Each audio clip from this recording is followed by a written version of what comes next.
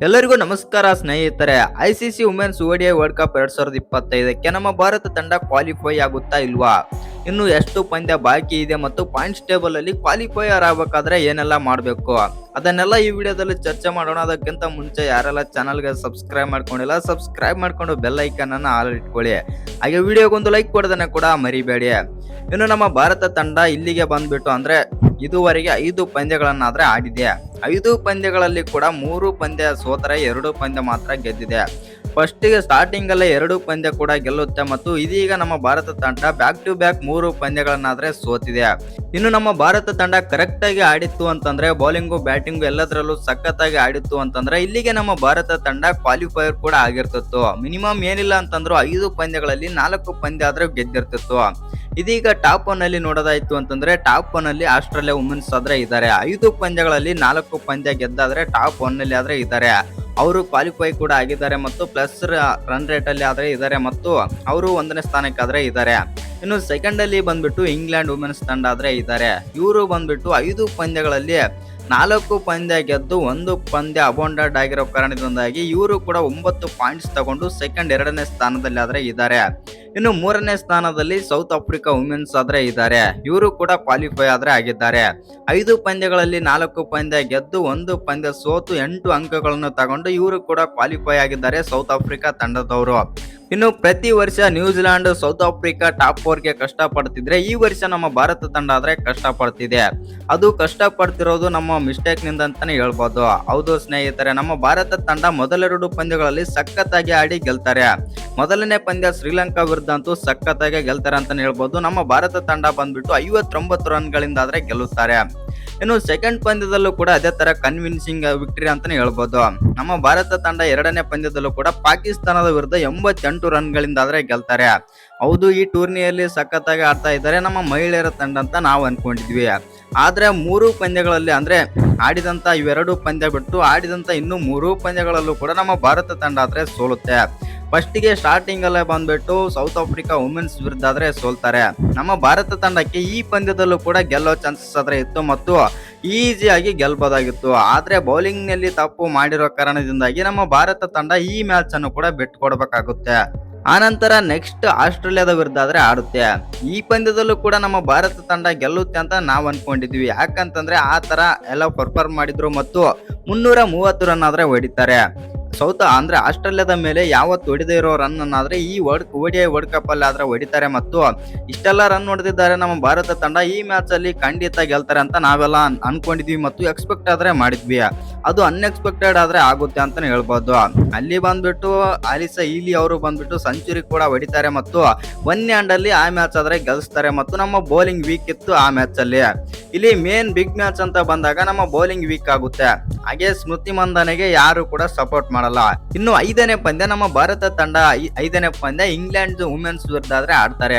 ಈ ಪಂದ್ಯದಲ್ಲಂತೂ ಕೇಳಲೇಬೇಡ, ಆ ತರ ಇರುತ್ತೆ ಮ್ಯಾಚ್. ನಮ್ಮ ಭಾರತ ತಂಡ 99% ಆದ್ರೆ ಗೆದ್ದಿರ್ತಾರೆ ಈ ಪಂದ್ಯವನ್ನು. ಆಲ್ಮೋಸ್ಟ್ ಆಲ್ ಆಗಿ ಇಂಗ್ಲೆಂಡ್ ವುಮೆನ್ಸ್ ತಂಡ ಸೋತಿವು ಮತ್ತು ಈ ಮ್ಯಾಚ್ ನಮ್ಮಿಂದ ಹೋಗಿದೆ ಅಂತ ಆಲ್ಮೋಸ್ಟ್ ಆಲ್ ಆಗಿ ಬಿಟ್ಟಿದ್ರ ಅಂತಾನೆ ಹೇಳ್ಬೋದು.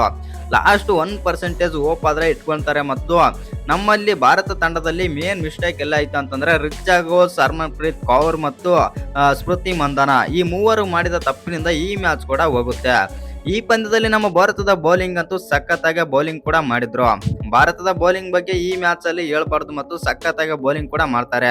ಬ್ಯಾಟಿಂಗ್ ಅಲ್ಲೂ ಕೂಡ ಬ್ಯಾಟಿಂಗ್ ಕೂಡ ಸಖತ್ತಾಗಿ ಮಾಡ್ತಾರೆ. ಸ್ಮೃತಿ ಮಂದನ 88 ಮತ್ತು ಹರ್ಮನ್ಪ್ರೀತ್ ಕೌರ್ 70 ರನ್ ಆದ್ರೆ ಹೊಡಿತಾರೆ. ಹಾಗೆ ದೀಪ್ತಿ ಶರ್ಮಾ ಕೂಡ ಒಳ್ಳೆ ಕಾಂಟ್ರಿಬ್ಯೂಷನ್ ಆದ್ರೆ ಕೊಡ್ತಾರೆ 50 ರನ್. ಆದ್ರೆ ಅವ್ರ ಮೇಲೆ ಸ್ವಲ್ಪ ಪ್ರೆಷರ್ ಇರುತ್ತೆ. ಆ ಕಾರಣದಿಂದಾಗಿ ಅವ್ರನ್ನ ಕೂಡ ಏನ್ ಮಾಡಕ್ ಆಗಲ್ಲ. ಇಲ್ಲಿ ಒಂದೇನಪ್ಪ ಅಂತಂದ್ರೆ ಸ್ಮೃತಿ ಮಂದನ ಮಾಡಿದಂತ ತಪ್ಪಿನಿಂದ ಈ ಮ್ಯಾಚ್ ಆದ್ರೆ ಸೋತೆವು. ಹಾಗೆ ಇಲ್ಲಿ ಮೇನ್ ಟರ್ನಿಂಗ್ ಪಾಯಿಂಟ್ ಎಲ್ಲ ಅಂತಂದ್ರೆ ರಿಚಾ ಘೋಷ್ ಅವರು ಬೇಡದ ಶಾಟ್ ಆದ್ರೆ ಟ್ರೈ ಮಾಡ್ತಾರೆ. ಅಲ್ಲಿಂದಾನೇ ಮ್ಯಾಚ್ ಹೋಯ್ತು ಅಂತಾನೆ ಹೇಳ್ಬೋದು. ಆಲ್ಮೋಸ್ಟ್ ಆಲ್ ಆಗಿ ರಿಚಾ ಘೋಷ್ ಔಟ್ ಆಗ್ತಿದ್ದಂತೆ ಇಂಗ್ಲೆಂಡ್ ವುಮೆನ್ಸ್ ಅನ್ಕೊಂಡಿರ್ತಾರೆ ನಾವು ಈ ಮ್ಯಾಚ್ ಗೆದ್ವಿ ಅಂತ ಅನ್ಕೊಂಡ್ರೆ ಅಂತಾನೆ ಹೇಳ್ಬೋದು. ಆಮೇಲೆ ದೀಪ್ತಿ ಶರ್ಮಾ ಒಬ್ರೇ ಇದ್ರು ಮತ್ತು ಅವ್ರಿಗೂ ಸಪೋರ್ಟ್ ಕೂಡ ಕೊಡೋಕೆ ಯಾರು ಇರ್ಲಿಲ್ಲ. ಇನ್ನು ಈ ಪಂದ್ಯದಲ್ಲೂ ಕೂಡ ನಮ್ಮ ಭಾರತ ತಂಡ 4 ರನ್ಗಳಿಂದ ಆದ್ರೆ ಸೋಲ್ತಾರೆ. ಎಸ್ಪೆಷಲಿ ಇಲ್ಲಿ ಒಂದೇನಪ್ಪ ಅಂತಂದ್ರೆ ನಮ್ಮ ಭಾರತ ತಂಡ ಆಡಿರೋ 5 ಪಂದ್ಯಗಳಲ್ಲೂ ಕೂಡ ಸಖತ್ತಾಗಿ ಪರ್ಫಾರ್ಮ್ ಆದ್ರೆ ಮಾಡಿದೆ.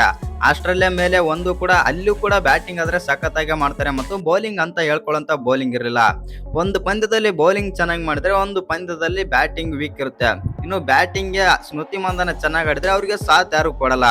ಓಪನರ್ ಏನಾದ್ರು ಪ್ರತೀಕರ್ ರಾಹುಲ್ ಮತ್ತು ಸ್ಮೃತಿ ಮಂದನ ಚೆನ್ನಾಗಿ ಆಡಿದ್ರೆ ನೆಕ್ಸ್ಟ್ ಬರುವಂತ ಡೆತ್ ಆಗಿರ್ಬೋದು ಮಿಡ್ಲ್ ಆರ್ಡರ್ ಬ್ಯಾಟಿಂಗ್ ಚೆನ್ನಾಗಿರಲ್ಲ. ಒಟ್ನಲ್ಲಿ ನಮ್ಮ ಇಂಡಿಯನ್ ಕಾಂಬಿನೇಷನ್ ಅಂತೂ ವರ್ಕ್ ಆಗ್ತಿಲ್ಲ ಅಂತಾನೆ ಹೇಳ್ಬೋದು. ಒಬ್ಬರು ಬ್ಯಾಟಿಂಗ್ ಆಡಿದ್ರೆ ಇನ್ನೊಬ್ರು ಬೌಲಿಂಗ್ ಚೆನ್ನಾಗಿ ಮಾಡಲ್ಲ, ಆ ತರ ಆದ್ರೆ ಆಗ್ತಾ ಇದೆ. ಇವ್ರೇನಾದ್ರು ಎಲ್ಲರೂ ಕರೆಕ್ಟ್ ಆಗಿ ಆಡಿತ್ತು ಅಂತಂದ್ರೆ ನಮ್ಮ ಭಾರತ ತಂಡ ಈಗ ಫಸ್ಟ್ ಪ್ಲೇಸ್ ಅಲ್ಲಿ ಅಥವಾ ಸೆಕೆಂಡ್ ಪ್ಲೇಸ್ ಅಲ್ಲಿ ಇದ್ದೇ ಇರ್ತಿತ್ತು. ಯಾಕಂತಂದ್ರೆ ಆಸ್ಟ್ರೇಲಿಯಾ ಮೇಲೆ ಬಿಟ್ರೆ ಎಲ್ಲ ಕೂಡ ನಮ್ಮ ಇಂಡಿಯಾ ಮ್ಯಾಚ್ ಗೆಲ್ಬೇಕಾಗಿತ್ತು, ಆದ್ರೂ ಕೂಡ ಸೋತಿದೆ. ಆ ಕಾರಣದಿಂದಾಗಿ ನಮ್ಮ ಭಾರತ ತಂಡಕ್ಕೆ ಸ್ವಲ್ಪ ಬೌಲಿಂಗ್ ವೀಕ್ ತರ ಕಾಣ್ತಾ ಇದೆ ಅಂತಾನೆ ಹೇಳ್ಬೋದು. ಇನ್ನು ನಮ್ಮ ಭಾರತ ತಂಡದ್ದು ಇನ್ನು 2 ಪಂದ್ಯಗಳಾದ್ರೆ ಇವೆ. ನಮ್ಮ ಭಾರತ ತಂಡ ಈ ವರ್ಷದ ವರ್ಲ್ಡ್ ಕಪ್ ಅಲ್ಲಿ ಬಂದ್ಬಿಟ್ಟು 7 ಪಂದ್ಯಗಳನ್ನಾದ್ರೆ ಆಡುತ್ತೆ. 7 ಪಂದ್ಯಗಳಲ್ಲೂ ಕೂಡ ನಮ್ಮ ಭಾರತ ತಂಡ 4 ಅಥವಾ 5 ಪಂದ್ಯಗಳನ್ನ ಗೆದ್ರೆ ಕ್ವಾಲಿಫೈ ಆದಂತಾನೆ ಹೇಳ್ಬೋದು. ಈಗ ನಮ್ಮ ಭಾರತ ತಂಡ 5 ಪಂದ್ಯಗಳಲ್ಲಿ 2 ಗೆದ್ದಿದೆ ಮತ್ತು ಇಲ್ಲಿ ಒಂದೇನಪ್ಪ ಅಂತಂದ್ರೆ ನ್ಯೂಜಿಲೆಂಡ್ ಕೂಡ 2 ಪಂದ್ಯಗಳಿವೆ. ಆ ಕಾರಣದಿಂದಾಗಿ ನ್ಯೂಜಿಲೆಂಡ್ ಕೂಡ ಹೋಗೋ ಚಾನ್ಸಸ್ ಆದ್ರೆ ಇದೆ ಮತ್ತು ಕ್ವಾಲಿಫೈ ಆಗೋ ಚಾನ್ಸಸ್ ಆದ್ರೆ ಇದೆ. ಇನ್ನು ಇಲ್ಲಿ ನ್ಯೂಜಿಲೆಂಡ್ಗೂ ಕೂಡ ಚಾನ್ಸಸ್ ಆದ್ರೆ ಇದೆ. ಇಲ್ಲಿ ಒಂದೇನ್ ಪ್ಲಸ್ ಪಾಯಿಂಟ್ ಅಂತಂದ್ರೆ ಇದೇ 23ನೇ ತಾರೀಕು ನ್ಯೂಜಿಲೆಂಡ್ ವಿರುದ್ಧ ನಮ್ಮ ಇಂಡಿಯನ್ ವುಮೆನ್ಸ್ ಮ್ಯಾಚ್ ಆದ್ರೆ ಇದೆ. ಇನ್ನು ಈ ಪಂದ್ಯದಲ್ಲಿ ನಮ್ಮ ಭಾರತದ ಮಹಿಳೆಯರ ತಂಡ ಗೆಲ್ಲಬೇಕು. ಇಲ್ಲಿ ನಮ್ಮ ಇಂಡಿಯಾ ಗೆದ್ರೆ ಇಂಡಿಯಾ ಕ್ವಾಲಿಫೈ ಆದ್ರೆ ಆಗುತ್ತೆ. ಅಕಸ್ಮಾತ್ ಏನಾದ್ರು ನ್ಯೂಜಿಲೆಂಡ್ ಗೆದ್ರೆ ನ್ಯೂಜಿಲೆಂಡ್ ಆದ್ರೆ ಕ್ವಾಲಿಫೈ ಆಗುತ್ತೆ. ಇಲ್ಲಿ ಒಂದು ವೇಳೆ ಈ ಪಂದ್ಯ ಬಂತು ಅಂತಂದ್ರೆ ಡ್ರಾ ಏನಾದ್ರು ಆಯ್ತು ಅಂತಂದ್ರೆ ಅಬೌಂಡೆಡ್ ಆಯ್ತು ಅಂತಂದ್ರೆ ತಲಾ 2 ತಂಡಕ್ಕೂ ಕೂಡ 1 ಪಾಯಿಂಟ್ ಆದ್ರೆ ಸಿಗುತ್ತೆ. ನೆಕ್ಸ್ಟ್ ನಮ್ಮ ಭಾರತದ್ದು ಕೊನೆಯ ಪಂದ್ಯ ಬಂದ್ಬಿಟ್ಟು ಬಾಂಗ್ಲಾದೇಶದ ವಿರುದ್ಧ ಆದ್ರೆ ಇದೆ. ಆ ಪಂದ್ಯ ಲಾಸ್ಟ್ ಕೊನೆಯ ಪಂದ್ಯ ಇದೇ 26ನೇ ತಾರೀಕು ಆದ್ರೆ ಅಕ್ಟೋಬರ್ 26ನೇ ತಾರೀಕು ಆದ್ರೆ ಇದೆ ಮತ್ತು ಈ ಲೀಗ್ ನಲ್ಲಿ ಬಂದ್ಬಿಟ್ಟು ಕೊನೆಯ ಪಂದ್ಯ ಅಂತಾನೆ ಹೇಳ್ಬೋದು. ಆ ಪಂದ್ಯದಲ್ಲಿ ನಮ್ಮ ಭಾರತ ತಂಡ ಖಂಡಿತವಾಗಿ ಗೆಲ್ತಾರೆ. ಯಾಕಂತಂದ್ರೆ ನಮ್ಮ ಭಾರತಕ್ಕೆ ಬಾಂಗ್ಲಾದೇಶನ ಹೋಲಿಸಿಕೊಂಡ್ರೆ ಅಂತ ಹೇಳ್ಕೊಳ್ಳೋಂತ ಪರ್ಫಾರ್ಮ್ ಏನು ಮಾಡ್ತಾ ಇಲ್ಲ ಮತ್ತು ಅದು ಕೂಡ ವೀಕ್ ಟೀಮ್ ಆಗಿ ಕಾಣ್ತಾ ಇದೆ. ಆ ಕಾರಣದಿಂದಾಗಿ ಅವರು ಕೂಡ ಪಾಯಿಂಟ್ಸ್ ಟೇಬಲ್ ಅಲ್ಲೂ ಕೂಡ ಲಾಸ್ಟ್ ಅಲ್ಲಿ ಆದ್ರೆ ಇದ್ದಾರೆ. ಇಲ್ಲಿ ಒಂದೇನಂತಂದ್ರೆ ನಮ್ಮ ಭಾರತ ತಂಡಕ್ಕೆ ಪ್ಲೇ ಆಫ್ಗೆ ಒಂದೇ ಒಂದು ಅವಕಾಶ ಅಂತಂದ್ರೆ ಇದೀಗ ನ್ಯೂಜಿಲೆಂಡ್ ವಿರುದ್ಧ ಆದ್ರೆ ಗೆಲ್ಬೇಕು. ಇನ್ನು ನ್ಯೂಜಿಲೆಂಡ್ಗೂ ಕೂಡ ತುಂಬಾನೇ ಕಷ್ಟ ಇದೆ. ಯಾಕಂತಂದ್ರೆ ನ್ಯೂಜಿಲೆಂಡ್ ನ ನೆಕ್ಸ್ಟ್ ಮ್ಯಾಚ್ ಬಂದ್ಬಿಟ್ಟು ಇಂಗ್ಲೆಂಡ್ ವಿರುದ್ಧ ಆದ್ರೆ ಇದೆ. ಇಂಗ್ಲೆಂಡ್ ವಿರುದ್ಧ ಅವರು ಕೂಡ ಗೆಲ್ಲಬೇಕು. ಇಂಗ್ಲೆಂಡ್ ಕೂಡ ತುಂಬಾನೇ ಸ್ಟ್ರಾಂಗ್ ಆಗಿದೆ. ಆ ಕಾರಣದಿಂದಾಗಿ ನಮ್ಮ ಅಂದ್ರೆ ಈ ಬಾರಿ ಪ್ಲೇ ಆಫ್ಗೆ ಹೋಗೋಕೆ ನಮ್ಮ ಭಾರತಕ್ಕೆ ತುಂಬಾನೇ ಅವಕಾಶ ಆದ್ರೆ ಇದೆ.